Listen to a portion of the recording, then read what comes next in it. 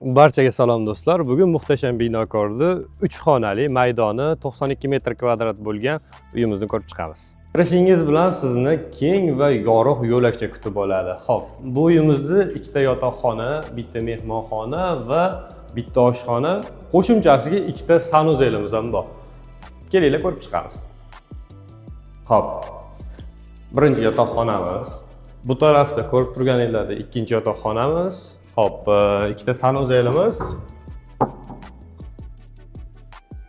Shinamgina oshxonamiz. Hop. Mehmonxonamiz ko'rib turganinglardek juda ham keng va yorug'.